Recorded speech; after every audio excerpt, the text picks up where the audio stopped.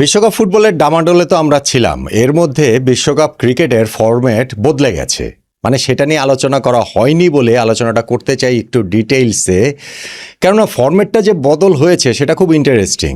নতুন ফরম্যাট, নতুনভাবে খেলা হবে, এবং সেইখানটাতে আসলে বাংলাদেশের জন্য ফরম্যাটটা ভালো হলো কিনা আমরা তো আমাদের পার্সপেক্টিভ থেকেই দেখব, সেটা নিয়ে একটু আলোচনা করব। কিন্তু আমার কাছে মনে হয় যে এই যে টোটাল ফরম্যাট পরিবর্তনটা হয়েছে, যেটা আইসিসি ব্যাখ্যা দিচ্ছে যে কম্পিটিটিভ ম্যাচের সংখ্যা বাড়বে, অর্থহীন ম্যাচের সংখ্যা নাই হয়ে যাবে, এগুলো সবই ঠিক আছে, কিন্তু এই সব কিছুর বাইরে একটা লাইন আছে, একটা ঘটনা আছে, একটা ম্যাচ আছে, এবং সেই কারণে এই সব কিছু করা হয়েছে বলে আমার আন্ডারস্ট্যান্ডিং, অন্তত খুব বড় একটা রিজন সেটাই।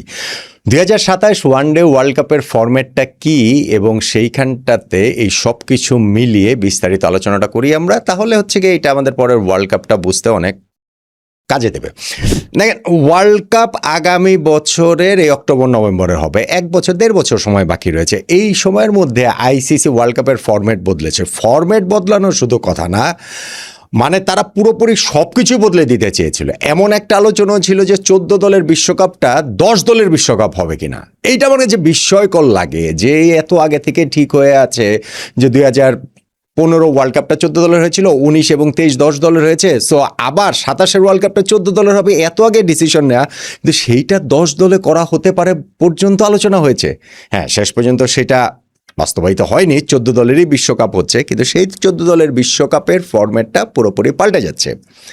2015 সালে 14 দলের সর্বশেষ যে ফরম্যাটটা হয়েছিল, সেই ফরম্যাটটাতে ছিল এরকম 7 দল 7 দল করে দুটো গ্রুপে খেলেছে। প্রতিটা গ্রুপের হচ্ছে গিয়ে সবাই সবার সাথে একটা করে ম্যাচ খেলেছে, এবং পয়েন্ট টেবিলের শীর্ষ 4+4 8টা দল তারা নকআউট পর্বে উঠেছে, এবং এই 8টা দল থেকে কোয়ার্টার ফাইনাল, সেমিফাইনাল, ফাইনাল এভাবেই তো গিয়েছে। আমরা ওই আমাদের পুলের শীর্ষ 4 দলের মধ্যে ছিলাম, ফলে আমরা নকআউট পর্বে গিয়েছি বাংলাদেশ, এবং সেখানে কোয়ার্টার ফাইনালে ভারতের সঙ্গে বাংলাদেশের ম্যাচ হয়েছিল।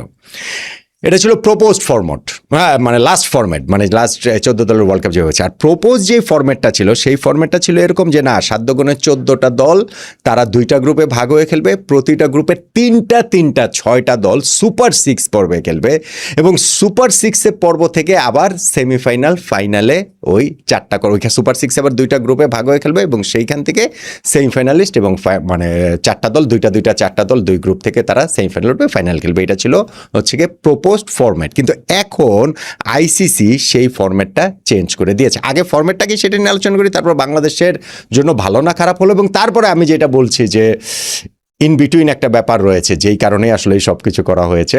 এটা জাস্ট আমার একটা অবজারভেশন, এবং দেখেন আপনার সঙ্গে সেটা মেলে কি মেলে না।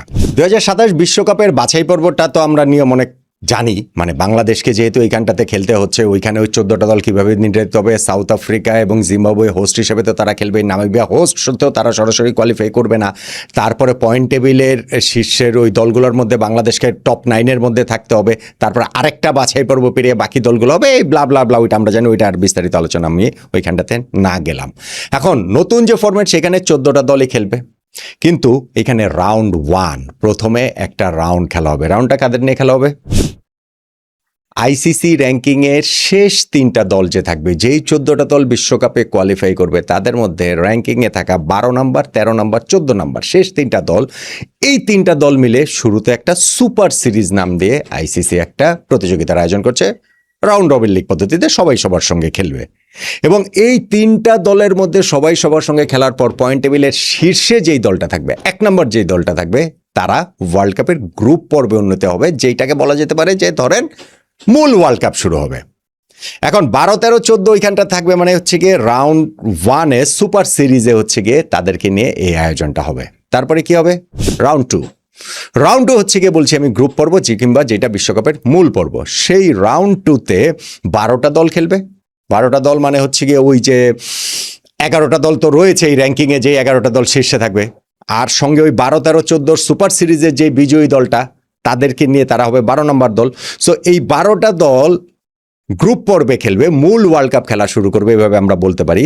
এবং সেই 12টা দল 2টা গ্রুপে ভাগ হবে, 6টা দল 6টা দল, এবং সেই গ্রুপের সবাই সবার সঙ্গে একটা করে ম্যাচ খেলবে। গ্রুপের যে 6টা দল প্রত্যেকের সঙ্গে ম্যাচ খেলবে। ম্যাচ খেলার পরে এই গ্রুপের শীর্ষ যে 3টা 6টা দল, 2 গ্রুপের টপ 3, এই 6টা দল তারা পরের রাউন্ডে কোয়ালিফাই করে ফেলবে, এবং শুধু সেই 6টা দল না, 7 নম্বর দলটাও কোয়ালিফাই করবে। 7 নম্বর দলটা কিভাবে নির্ধারিত হবে? ধরেন এ গ্রুপের যে গ্রুপ পর্বে যে 6টা দল রয়েছে সেই 6টা দলের মধ্যে 1, 2, 3 এই 3টা দল তো কোয়ালিফাই করলোই। বি গ্রুপের যে 6টা দল রয়েছে 1, 2, 3 তারা তো কোয়ালিফাই করলোই।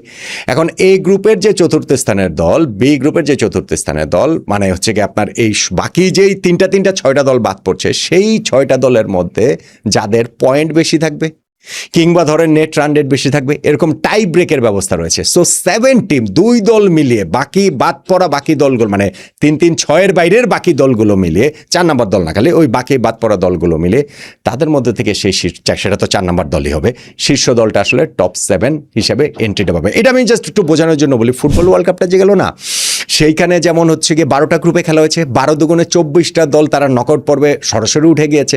সঙ্গে আরও 8টা দল উঠেছে না, যে তৃতীয় স্থান বেস্ট যে 8টা দল, 12টা গ্রুপে 12টা তৃতীয় স্থানের দল ছিল, তার মধ্যে বেস্ট 8টা দল ওই 24-এর সঙ্গে জয়েন করেছে না রাউন্ড অফ 32-তে নকআউট পর্বে। ঠিক ওই রকমভাবেই ক্রিকেট ওয়ার্ল্ড কাপে এইখানে 2 গ্রুপের 3 দুগুণে 6টা দল চলে যাবে, সঙ্গে 7 টিমটা নির্ধারিত হবে যে 2 গ্রুপ মিলিয়ে যেই দলটার অবস্থানটা বেশি থাকবে, হয় পয়েন্ট বেশি থাকবে অথবা জয় বেশি থাকবে অথবা ধরেন হচ্ছে গিয়ে নেট রান রেট এগিয়ে থাকবে, সেই টাই ব্রেক অনুযায়ী যেই দলটা বেশি থাকবে তারা চলে যাবে হচ্ছে গিয়ে পরের রাউন্ডে ওই 6 দলের সঙ্গে। এরপরে হচ্ছে গিয়ে রাউন্ড 3, যেটা হচ্ছে গিয়ে সুপার 7 নাম দিয়েছে। 7টা দলই তো আসলো, কেননা হচ্ছে গিয়ে ওইখানটা থেকে যে 6টা দল 3 দুগুণে 6 আর 1-এ 7, 7টা দল মিলিয়ে তো এই সুপার 7। এই রাউন্ড 3-তে এই সুপার 7 একটা লিগ পর্যায়ের খেলা হবে, সবাই সবার সঙ্গে করে একটা করে ম্যাচ খেলবে সবাই। তাহলে এরপরে এই জায়গায় সুপার 7-এর পয়েন্ট টেবিলের শীর্ষস্থানীয় 4টা দল চলে যাবে সেমিফাইনালে। ইজি, 7টা দল, তার মধ্যে সবাই সবার সঙ্গে ম্যাচ খেলবে, পয়েন্ট টেবিলের শীর্ষ 4টা দল সেমিফাইনালে যাবে। সেমিফাইনাল, যেটা রাউন্ড 4 বলতে পারেন, মানে পরবর্তী পর্যায়ে সেমিফাইনালে মুখোমুখি হবে ওই সুপার 7 পয়েন্ট তালিকার 1 নম্বর দল এবং 4 নম্বর দল সেমিফাইনালে মুখোমুখি হবে, 2 নম্বর দল এবং 3 নম্বর দল সেমিফাইনালে মুখোমুখি হবে।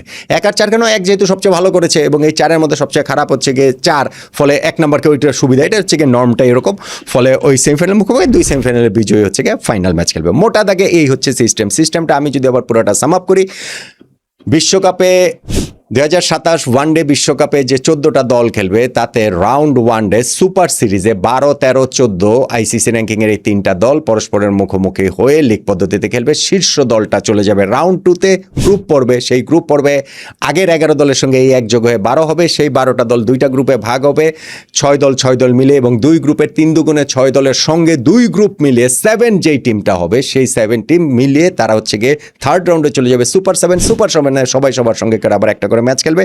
সেখানে শীর্ষ 4টা দল যাবে সেমিফাইনালে এবং সেমিফাইনালটাতে গিয়ে 1 নম্বরের সঙ্গে 4 নম্বর, 2 নম্বরের সঙ্গে 3 নম্বর খেলা হবে, 2 সেমিফাইনাল বিজয়ী ফাইনাল খেলবে। মোটা দাগে হিসাবটা হচ্ছে গিয়ে এইরকম। এখন এই জায়গাটাতে প্রথম যে জিনিস, সেটা হচ্ছে যে বাংলাদেশের সুবিধা নাকি অসুবিধা, বাংলাদেশের জায়গাটা আসলে কোথায়। আমি যদি বাংলাদেশের পার্সপেক্টিভ থেকে বলি, 2015 বিশ্বকাপ যে 14 দল নিয়ে আয়োজিত হয়েছিল, সেইখানে কিন্তু 7 দুগুণে 14টা দল 2 গ্রুপে ছিল, 4টা করে দল তারা নকআউট পর্বে উঠেছে এবং বাংলাদেশ কিন্তু সেই জায়গাটাতে আমরা নকআউট পর্বে কোয়ালিফাই করেছিলাম। কোয়ার্টার ফাইনাল আমরা ভারতের কাছে গিয়ে হেরেছি। সো ওইভাবে যদি হতো, 4টা করে দল গ্রুপের খেলা হতো, তাহলে তো হচ্ছে ওইখানে হয়তো বাংলাদেশের সুযোগ থাকতো, সেভাবে আপনি ভাবতে পারেন। কিন্তু এইবার যে প্রপোজড যে ফরম্যাটটা ছিল, সেই ফরম্যাটটা কিন্তু ছিল হচ্ছে গিয়ে 7 দুগুণে 14টা দল 2টা গ্রুপে ভাগ হয়ে খেলবে, কিন্তু 3 দুগুণে 6টা দল সুপার 6-এ খেলবে। তার মানে 6টা দলই কিন্তু সুপার 6-এ খেলছে। এখনকার ফরম্যাটে সেই 6 দলের সঙ্গে কিন্তু 7 টিম সুপার 7 যেতে হচ্ছে, সেই দলটারও সুপার 7-এ কোয়ালিফাই করার, পরের রাউন্ডে কোয়ালিফাই করার সুযোগ রয়েছে। ফলে আমি মনে করি যে বাংলাদেশের জন্য, সব দলের জন্যই, আমি বাংলাদেশের প্রেক্ষাপট থেকে যেহেতু বলছি, আমাদের জন্য ফরম্যাটটা ভালোই হয়েছে। যে ঠিক আছে যে মানে গ্রুপের যে 3 দলের মধ্যেই থাকতে হবে, 7 দলের মধ্যে 3 দলের মধ্যে থাকতে হবে তা না। এখন 6 দলের মধ্যে 4 নম্বরেও যদি থাকে, 6 দল বা হোক 7 দল যেটা হোক, সেই লাস্ট দলটা তো আর তেমন কোনো সিগনিফিকেন্ট থাকতে ওর মধ্যে নাই। তার মানে এখন 4th হলেও কিন্তু বাংলাদেশের চান্সটা থাকবে সুপার 7-এ কোয়ালিফাই করার। সো সেই ক্ষেত্রে আমি মনে করি যে এই ফরম্যাটটা বাংলাদেশের জন্য খারাপ হয়নি। 2015টা ধরেও ওইটা যেহেতু আর এখনও হচ্ছে না, সেই হিসাব করে আমি বলছি।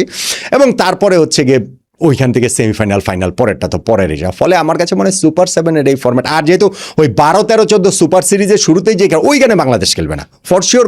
বাংলাদেশ কি আইসিসি র্যাঙ্কিংয়ে 12, 13, 14 নম্বরে আমরা তো কোনোদিনই চাইনি। মানে এই যে সাম্প্রতিক সময়ের কথা আমি বলছি, আমরা 10 নম্বরে নেমেছিলাম, সেইটাই কি হাহাকারের জায়গা তৈরি করেছিল। তা এখন তো আমরা বেশ ভালো অবস্থানে রয়েছে, ফলে ওই জায়গাটাতে বাংলাদেশ খেলবে না। তো আমার কাছে মনে হয় যে এই ফর্ম্যাটটা বাংলাদেশের জন্য খারাপ হয় না। এখন আমি যেটা বলছিলাম যে এইটা কম্পিটিটিভ ম্যাচ বাড়বে, আইসিসির এই ব্যাখ্যার সঙ্গে আমি একমত। হ্যাঁ ঠিক আছে, 12, 13, 14 যেহেতু অত গুরুত্বপূর্ণ দল না, অত বড় দল না, ফলে তাদের সঙ্গে ওই 2 গ্রুপে ভাগ হয়ে যদি 7 দুগুণে 14টা খেলে অনেকগুলো ম্যাচ ইনসিগনিফিকেন্ট হয়ে যেতে পারতো। ফলে এই জায়গাটাতে এটাকে আমার কাছে মনে হয় না খারাপ, ভালোই জিনিসটা, ফর্মেটটা ভালোই। কিন্তু জিনিসটা যেটা হচ্ছে, এবং তারপরে আপনার গ্রুপ পর্বেরও যেটা 2টা গ্রুপে খেলা হবে, সেখানে 3 দলের মধ্যে থাকতে হবে 4 টিমেরও, বা 2 দল মিলিয়ে যেহেতু সপ্তম স্থান, 2 গ্রুপ মিলে সপ্তম স্থান দলেরও পরের রাউন্ডে কোয়ালিফাই করার সুযোগ রয়েছে। ফলে সবগুলো ম্যাচই গুরুত্বপূর্ণ হওয়ার কথা, এইটাও ঠিক আছে। কিন্তু ইন বিটুইন যেই লাইনটা আমার কাছে মনে হয় সেইটা হচ্ছে ভারত পাকিস্তানের একটা ফিক্সার বাড়ানোর জন্য এই সব কিছু করা হয়েছে। মানে এটা একটা বড় একটা ব্যাপার ছিল, এটা একটা বড় ভাবনার জায়গাটা ছিল। দেখেন, ভারত পাকিস্তান এক গ্রুপে পড়বেই। আইসিসি এই ওয়ার্ল্ড কাপ বা এশিয়া কাপ এইগুলার এইসব কোনো হিসাব টিসাব নাই যে র্যাঙ্কিংয়ের কত নম্বরে থাকবে, পট 1 পট 2 এগুলো না। আইসিসির এই জায়গাটাতে তারা কোনো নীতিনৈতিকতার ধার ধারে না। তারা ভারত পাকিস্তানের খেলা সম্ভাব্য যত বেশি খেলাতে চায়। আইসিসি, এসিসি সবার ক্ষেত্রে, এশিয়া কাপের ক্ষেত্রেও তাই, যে 3টা ফিক্সারের জন্য সবসময় ওপেন রাখে। ফলে এক গ্রুপে ভারত পাকিস্তান পড়ছে ফর শিওর। এখন সেই ভারত পাকিস্তান কিন্তু সেই ক্ষেত্রে যে প্রপোজড ফরম্যাটটা ছিল সুপার 6-এর, সেইখানে গিয়ে ভারত পাকিস্তানের আবার মুখোমুখি হওয়ার উপায় ছিল না, এক গ্রুপেই তো তারা পড়ছে। ফলে পরের রাউন্ডে সুপার 6-এ তারা কি আবার মুখোমুখি হবে? আবার তো মুখোমুখি হবে না। সেমিফাইনালে গিয়ে তারা মুখোমুখি হতে পারে ভারত পাকিস্তান 2টা দলে, বা ফাইনালে গিয়ে মুখোমুখি হতে পারে। কিন্তু এই গ্রুপ পর্বের পরের রাউন্ড যেটা সুপার 6 ছিল, সেখানে ভারত পাকিস্তানের মুখোমুখি হওয়ার কোনো সুযোগ ছিল না। এখন কিন্তু 2টা ফিক্সার ভারত পাকিস্তান আপনি মোটামুটি ধরে রাখতে পারেন নিশ্চিত। কিভাবে? প্রথমত গ্রুপ পর্বে ভারত পাকিস্তান এক গ্রুপে পড়বে, একটা ফিক্সার হয়ে গেল। এবং সেকেন্ড ফিক্সারটা হবে সুপার 7-এ। ভারত পাকিস্তান 2টা দলই তো টপ 7 দলের মধ্যে থাকবে। ওই টপ 3-এর মধ্যে, কিংবা ধরেন ওই 7 টিমের মধ্যে তারা তো এটা থাকবেই ধরে নেওয়া যায়। ফলে এইখানে সুপার 7-এ ভারত পাকিস্তানের আরেকটা ফিক্সার হবে। এই ভারত পাকিস্তানের আরেকটা ফিক্সার নিশ্চিত করার জন্য, এটা যেহেতু তুমুল লাভজনক ব্যবসায়িকভাবে, অর্থনৈতিকভাবে, সেই কারণেই এত নাটক, এত ফরম্যাট চেঞ্জ, এইটাকে একটা কাঠামোর মধ্যে আনা, এইটাকে একটা ধরেন হচ্ছে গিয়ে, এটা তো বলা যায় না যে না ভারত পাকিস্তান হবে, ভারত পাকিস্তানে শুধু হবে। সেই জন্য একটা সিস্টেমের মধ্যে এনে আর কি এই পুরো জিনিসটা চেঞ্জ করা হয়েছে বলে, বা ওইটার একটা খুব গুরুত্বপূর্ণ রোল ছিল বলে আমার কাছে অন্ততপক্ষে মনে হয়।